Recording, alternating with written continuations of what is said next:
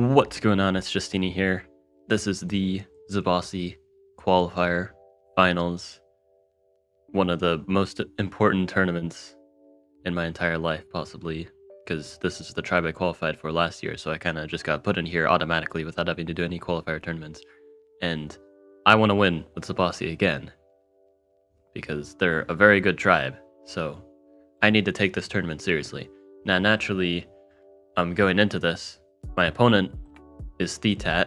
This is an extremely stacked bracket, by the way. Thetat winning the Hoodrick World Championship with Hoodrick last year, or at least making it past face-offs to Sweden and all that. Very, very strong player. So he definitely wants to win as Zebasi as well.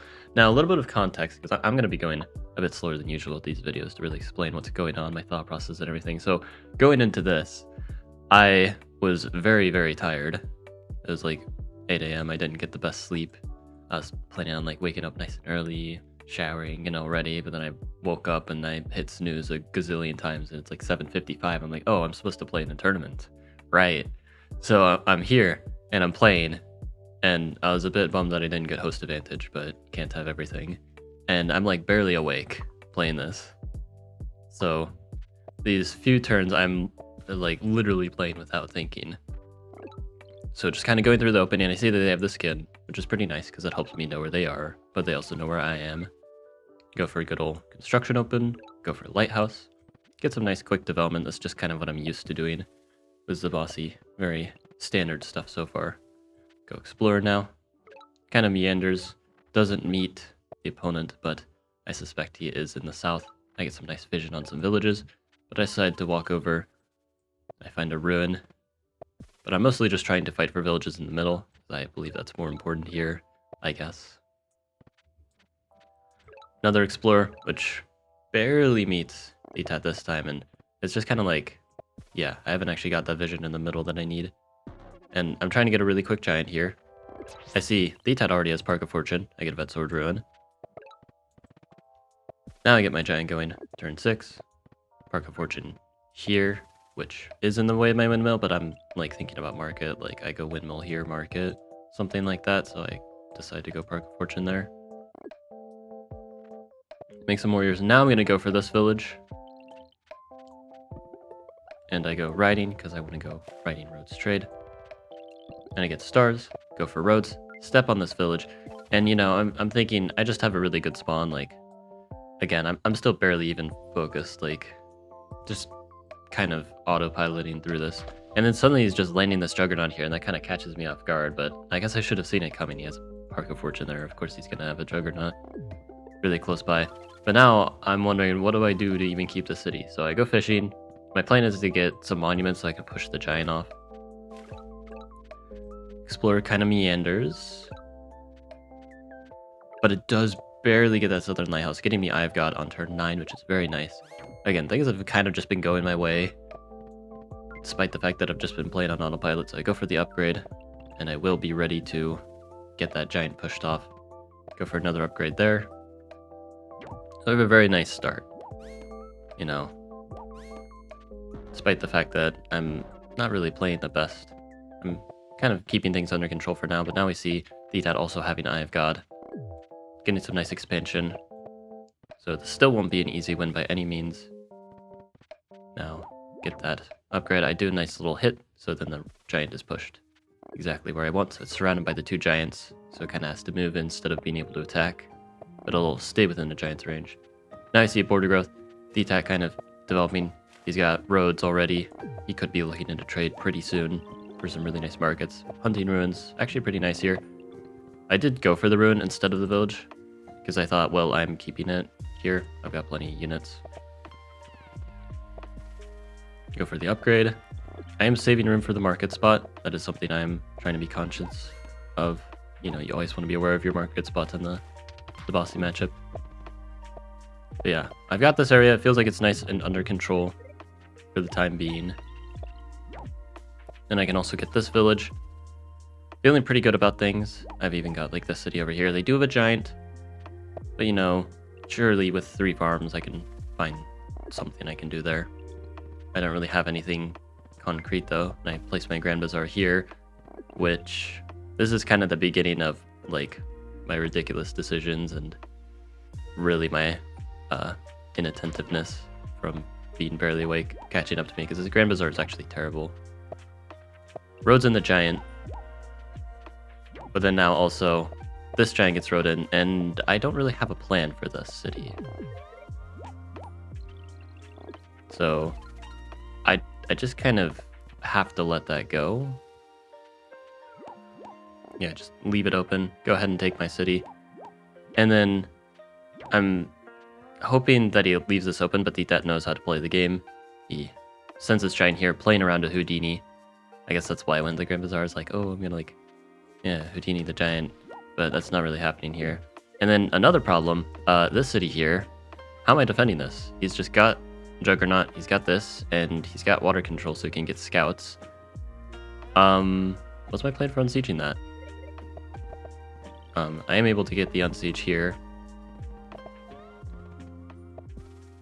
Yeah, not really like I needed the monument anyway for that. And I'm just losing this city outright. I go pop growth, getting ready for another giant there. But now my giants are kind of getting whittled down, and there's going to be 38 HP giant sieging here, and I just don't have anything for it. I'm losing stars, and now Gate of Power goes there, and he gets the giant. He just needed one monument. And yeah, if I had a monument there, then I would have been good to go. Now market as well, and suddenly I'm just getting completely annihilated. Like, I'm just kind of on autopilot, which you can't really do in these games. You have to be like focusing at your utmost, or else you just get completely outplayed like this. I'm just completely losing. I have nothing here. Even though I had a really good start, really nice density, my spawn was pretty solid. There's really no reason for me to be losing this hard, other than I just kind of let it happen. So I just get completely demolished game one, and I'm thinking, wow. Unless I make a reverse sweep, I guess today's just not my day. So let's go ahead and go to the next match. Alright, game 2. I am hosting, and this is kind of a little bit of a wake-up call. I have to do the reverse sweep here. I can't afford to dilly-dally, lose a single game from this point, or else I'm just out. And that's what happens when you just don't focus for one game. And, I can't just play on autopilot. I do go construction here, but I see I've got some nice windmills. But then I see there's a lot of water, and I see based on the terrain that DTAT is most likely in the south again. And seeing this situation, I decide to go more greedy. I plan to go fishing, and then the construction that I got earlier can still be useful. Get a bunch of windmills for giants, get the explorer. Sure enough, he is in the south. And I can see he's pretty landlocked, but he does have a lighthouse spawn. And I worry that he's going to go markets, because he's got some very good markets. So I need to do something. And sure enough, he's getting lots of upgrades. Also going very greedy. He got an explorer, but it kind of ran into this mountains. Very unfortunate for him. So I get a little bit of a lucky break as well. But I get my giant going on turn 7. Park of Fortune here. This is just to, again, keep things going.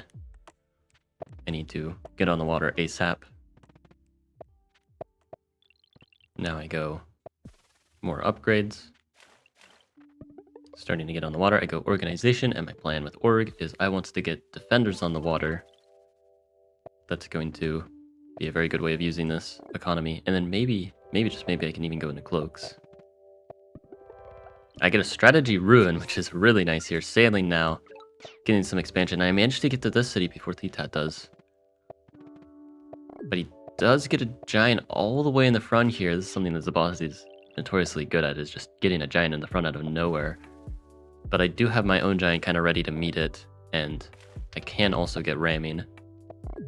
Now another giant in the front, go for ramming, snipe down this giant, and then I've got already a defender going on the water. Defender here, which was kind of a mistake, I shouldn't have trained it. Didn't do anything. But I'm able to hold onto the city. Titat really trying to attack here, but I'm taking advantage of this. Now actually punishing Titat's mistakes instead of the other way around. And this kind of mismanagement here, suddenly I'm actually just winning the city outright, and Titat's not taking the city back. I'm just placing a defender, and there's nothing he can do there. Getting Eye of God, and yeah, just like that. He goes for this attack, but he's actually the one getting attacked, and he's losing this entire city here. But he does have the markets. Luckily, my attack was so good, though. If he got these markets unpunished, this would have been completely losing for me. If I just autopiloted, just decided to go nice and greedy and didn't take initiative here, this would have been dead lost. So, good thing I did actually wake up and start playing. Now, this is just a very commanding position, even despite the markets. He only has 5 cities. I'm getting this city here. I just have naval control, so much of the map. I go climbing. I decide to just go even more aggressive here, just to really press this advantage, because this is actually very annoying to defend. And I wanted to get the starfish for nav, maybe start getting some bombers, because the only way he can get in is through this area, so if I'm attacking it, well, he's certainly not going to get in the water. He tries to get in the water anyway, though. Getting another giant, more markets, and then pop ruin, which that's nice, I guess. But then he just resigns here, I guess, seeing I can, in fact, siege this city. I mean, it's actually not that obvious. He probably could have still played it out, but in any sense, this is actually a really good position for me. So yeah, this time I actually lock in. I take advantage of what I'm given instead of just autopiloting straight to markets or right or roads and whatever. And yeah, now it's 1-1, and I have to win the next game now, so I'll go ahead and cut to that.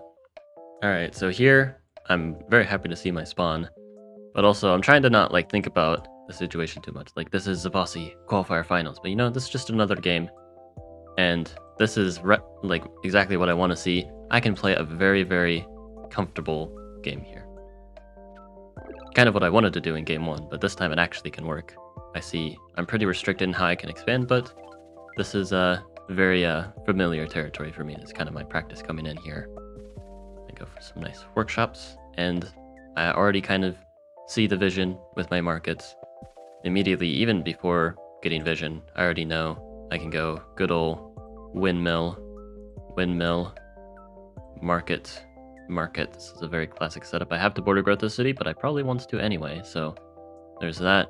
And then I've got my good old windmill, and then however I want to do this, which it might be something like market. I already have nice markets, so let's just go really greedy, get markets, and see if the opponent can punish me. Go explore, let's see what they can do. I meet them, get a nice good amount of meeting stars. And see, they've got some terrain in the way of their capital, which can usually negatively impact markets, and yeah, they're going greedy as well. Perfect. So we're both going to be able to go greedy, but I have the better markets, and that is going to help a lot here. Now turn 6 giant, greed really paying off here. Capture the city down there, Park of Fortune here. I do it in the water, which usually isn't advisable if you're low on port spots, but this port spot is usually going to get locked down here anyway, so yeah, I need the border growth in the city, so Park of Fortune is kind of necessary here. It has to go in the water in this case, so trying to maximize there. Now I go climbing. This is a little slow here, but I decide I do want to potentially get the ruin and get some vision. It does slightly slow down my market potential, but I'm fine doing that here. Maybe not actually optimal, but it's what I go for. Now we see disgusting level 6 windmill, which normally would be really bad, but that means there is no market near this, and this is going to be a game of markets. I already could see just from my spawn after seeing the second city, basically. I knew this was going to be a game of markets. Now I can get this really good border growth, taking all of that territory. Lots of port space too. Another giant. And I'm going to be able to get the ruin. I've got some nice trades with these units here as well. And yeah, I'm even able to pressure a little bit, get riding. I'm going to be able to get trade soon, but I'm fine taking things a little slow because, again, I know that I am winning the long term of the market, so I'm not really in a hurry. Now even going roads, get some upgrades. Go for the connect.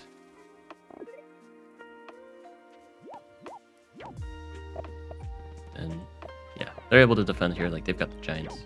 But I'm just kind of taking some initiative because when you're going greedy, ideally if you can greed and attack, then they can't really punish you. Now they're trying to, you know, get a lot of giants there, scare me off. Free Spirit Rune's very nice, but thanks to this giant on the mountain, actually, I'm kind of fine. I'm even getting hunting, and I just have these 2 level 7 markets. And yeah, what are they going to do? I'm also getting this giant ready, can't really siege. You know, I've just kind of got everything under control here, and this is exactly what I want. I'm going greedy like this. Just want everything stabilized. Because that's going to give me time to stall, grind out my advantage. Now, organization. I upgrade this because mining can also get me another giant there if I want. Now, lighthouse. I can even get Eye of God here. Despite my really slow expansion, I'm getting the city here. We're both kind of expanding on the slow side, but he is on the water first. And even though I only have 5 cities, I'm so happy with this position. He's not going to be able to deny me water access. I've got these beautiful port spots back here, which you really just can't do anything about. So I'm going to be able to use my economy, and I've had the time to build it. That's not really been able to punish me. I go for the siege here. This was actually a misplay. The siege here. What I wanted to do is I wanted to hit with a giant and then siege with something else, but I forgot that if you hit with a rider and then the giant will kill. I actually wanted to siege with the rider to force a really awkward unsiege with the giant because I noticed he didn't have enough riders close enough, at least from what I could tell in my vision. I actually don't like this siege a lot at all. But it's not too major of a mistake, at least. It's just a little bit of a silly moment. Now I'm getting another market ready. And this is the thing with Zebasi, is you can just get so many giants out. And now I see a really nice play here, putting the giant in the port. So then the rider can also hit. Then getting that giant pushed away. And yeah, my giant's just really crippled. This giant's now a little silly looking as well. And yeah, this giant though is also overextended. He just kind of threw it here and now I'm punishing that, so a little bit of back and forth mistakes here, but overall my position's still definitely the superior one. Trying to advance here again, realizing I have way more eco than he does, so he needs to make something happen, but it's just not going to happen here. Go ramming. This giant is just going to hold the line here while I send in some juggernauts and overload this giant. Now diplomacy, getting ready to cloak the city. What's he going to do? And this is the thing, like, again, you have this eco advantage. You just want to give the opponent as many problems as possible because they can't solve all of them. Eventually, they will have to let you do something. And they're trying to really clog up this water, but it's just kind of a narrow choke point, and you can always put a giant here to close things off, and I basically have this entire part of the lake to myself, guaranteed. And that's just too much for me to work with. I'm just swiftly able to eliminate any counterplay there, put more units in the water, get the cloaks ready. It's just a beautiful position. Now getting mining, which I was planning to do all that time ago, because it also lets me get a giant this other city with a mine. Now another giant again, just trying to hold on here, because with the tat, it's understandable to play on, because if you lose this game, you're literally out of the tournament, so you have nothing to lose here by playing. The worst thing you can do in a position like this is resign, even if you are losing. But yeah, I'm just going to keep going in with this pressure. This is just way too much now. Not only way ahead in economy, but I also chivalry, cloak chain, starting to actually get naval dominance myself, really pressuring this city and this city, and the knights might even be looking to pressure this city. This is just so much to handle all at once. He's just trying to hold on, hope that I make enough mistakes that he can get back in the game. But it's not looking pretty again, he just doesn't have good markets. Now navigation, getting bombers, it's just so overkill. Knight going in. I decided to cloak like this, which I guess it works. Yeah, I siege with the giant. He now needs to unsiege. And I've just got a bomber just pinning down this city. This city's already been pinned down. He's got bombers himself, though. Maybe he's hoping for some sort of stalemate so that my eco advantage doesn't even matter.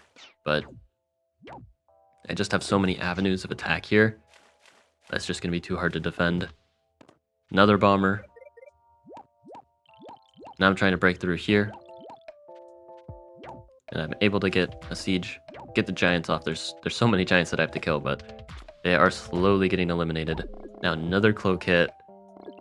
More cloaks. Knights. Get a knight in the north because it's just going to be able to rip through that position too. More bombers again. Doing what he can. Just playing it out. Maybe I overcommit maybe I waste my advantage. But my advantage is just really huge here, and I'm not squandering it.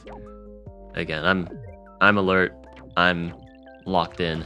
I'm not gonna throw this. I am going to make the next round. I know for a fact. I'm gonna win this game.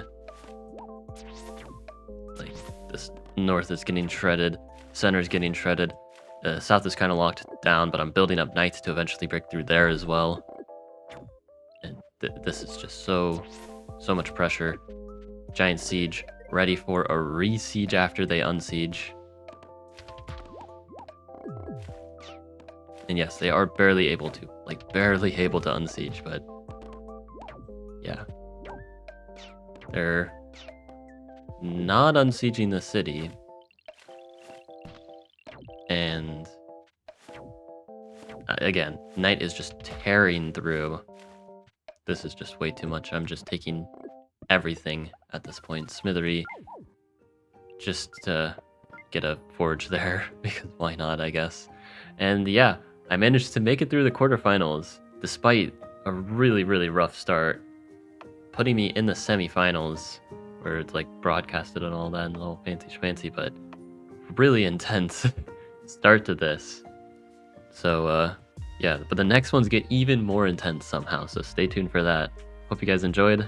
Like and sub, and have a good one.